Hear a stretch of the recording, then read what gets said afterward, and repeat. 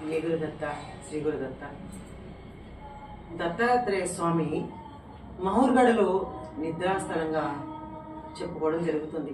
మనం సాయిబాబా హారతుల్లో చూసినట్టయితే కూడా ఐ సాయే బా సాయి దిగంబర అక్షయ రూపవతార సర్వ వ్యాపకతు శృతి సారా ఆ కాత్రి అనసూయ కుమార మహారాజే బా కాశీ స్నాన జపా ప్రతి దివసి కొల్హాపుర భిక్షేసి నిర్మల నది తుంగ జలప్రాసి నిద్రా మాహుర దేశీ అంటే మహూర్గఢ్ అనమాట.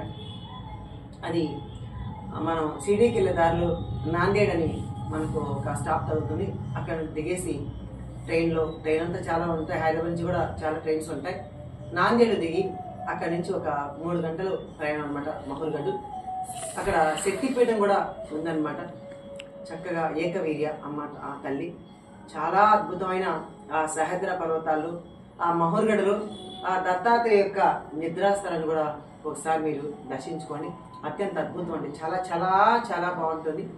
ఇప్పటికి కూడా అక్కడ మనం పొద్దున్న లేచి వెళ్ళి చూస్తే రాత్రిలో స్వామి వచ్చి, అంటే రాత్రి ఒక మంచం ఉంటుంది, ఒక మంచం బల్లలాగా ఉంటుంది. అక్కడ పూలంతా పరిచేసి స్వామి వస్తారు, నిద్రపోతారు ఆ పూల ప్రాంతం మీద అని చెప్పి అలంకరణ అంతా చేసేసి చక్కగా స్వామికి మెల్లగా గులాబీలు అవన్నీ అక్కడంతా సర్దేసి చాలా అందంగా అలంకరించి వెళ్ళిపోతారనమాట. ప్రొద్దుట లేసి వచ్చి చూసేసరికి ఆ పూలంతా అక్కడ అంటే నలిగిపోవాలి కదా, కానీ స్వామి పడుకున్న గుర్తులు ప్రతిరోజు అలాగా ఉంటాయంట. మేము అక్కడ కళ్ళతో చూసామండి. మేము వెళ్ళి ఒకసారి స్వామి లే దత్త లే స్వామి లే, మేము వచ్చామని నిద్ర లేపామండి స్వామి. ఫస్ట్ దర్శనం అక్కడ మేము ఆ రోజు అక్కడ చేసుకున్నాం అనమాట. ఆ పూలన్నీ కూడా మేము తెచ్చుకోవడం జరిగింది అన్నమాట ఇంటికి. కాబట్టి ప్రతిరోజు కూడా అక్కడ స్వామి నిద్రా స్థలం అనమాట.